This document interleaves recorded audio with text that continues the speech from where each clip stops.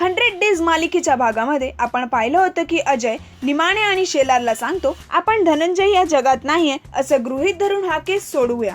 आता या भागामध्ये राणी पटवर्धनाच्या घरी येते. ती म्हणते धनंजय बेपत्ता होण्यामागे गायत्री आणि तिच्या भावांचा हात आहे. तेव्हा त्यांच्यामध्ये वाद होतात. अचानक गायत्रीची तब्येत बिघडते. तेव्हा पटवर्धन त्यांना निघायला सांगतात. दोघे निघत असताना राणी त्यांना सांगते धनंजयने विल माझ्या नावावर केला आहे. हे ऐकून त्यांना धक्का बसतो. ती दोघंही तिथून निघतात. पोलीस स्टेशन मध्ये फोन येतो आणि कळतं की नाशिक हायवेवर कुणाची डेड बॉडी सापडली आहे. तेव्हा अजय डेड बॉडी बद्दल माहिती काढायला सांगतो.